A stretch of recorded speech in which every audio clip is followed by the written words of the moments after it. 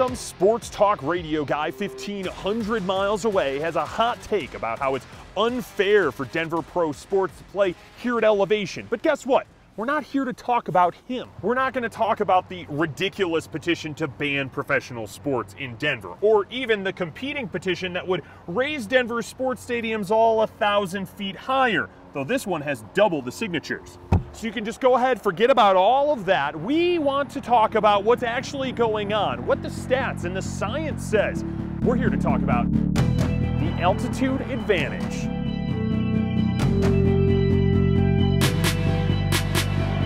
From the ice to the grass, on the hardwood and the diamond, how much of an advantage is being a mile high? We're going 360, speaking with a sports performance expert, getting the input from the coach of one of Denver's pro teams, talking with someone who's covered teams here for more than 3 decades, and breaking down what the stats show over time. Let's start with the science. The partial pressure of oxygen in the air is less, which means that there's less oxygen in the blood for your muscles to use and your heart and lungs to use. Kathy Zawansky is the director of endurance sports at the Fast Lab, working with athletes every day to improve their performance, knowing just how much altitude can impact those athletes coming from sea level. They'll have a higher heart rate for the same amount of work they would have at sea level.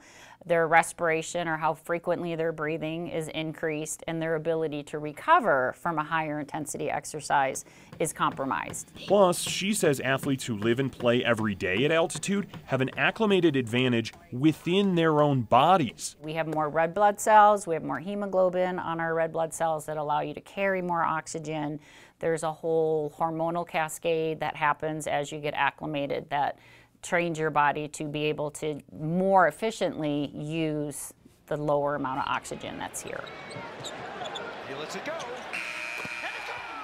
Perhaps no one in town knows that more than the head coach of the Denver Nuggets, Michael Malone. It's something that we have and most other teams don't, and you'd be not very intelligent if you didn't try to use it to your advantage. The Nuggets sit near the top of the Western Conference, historically running an up-tempo offense and letting the thin air do the rest. You know, you see teams like Miami. I thought when we played Miami, I thought they looked visibly tired, acclimating themselves to the altitude. So there is an advantage. The Broncos aren't subtle about reminding their opponents just how hard it is to play a mile above sea level. They write it in the stadium, 5280, altitude sickness is real. They try to get into the opponent's head at Empower Field. That's written on the wall right outside the visitors' locker room. And Denver 7's Troy Rank, who's worked in Denver sports since the mid-90s, sees it. You'll see opposing defensive and offensive linemen with their hands on their knees, really feeling the effects. It's not just mental. There is a physical effect. But as Troy knows from being on the Rockies beat for 15 years, that physical effect can be disastrous for pitchers taking the mound at Coors Field. High fly ball, deep right field. You don't get the same consistent break on curveballs, and as we all know, any ball hit in the air can be out. The joke is, where you're at home plate at Coors Field, you're in scoring position. But sports is about stats. Even those bear out an altitude advantage. Forbes broke down the Nuggets' record at home over the last 3 years. Their home court win percentage worked out to an additional 1.6 wins over the course of a full season. The Broncos, meanwhile, have the 8th best home win percentage in the NFL since 2003.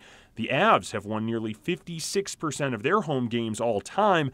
And since 2007, the Rockies are 94 games over 500 at home, but a staggering 187 games under 500 on the road. Blackman drives one deep to right field. So, once and for all, does Denver have a home advantage? Short answer, yes. And keep in mind, the same thing goes for those out-of-breath visiting fans. In Denver, on the Mile High, I'm Jason Grenau, Denver 7.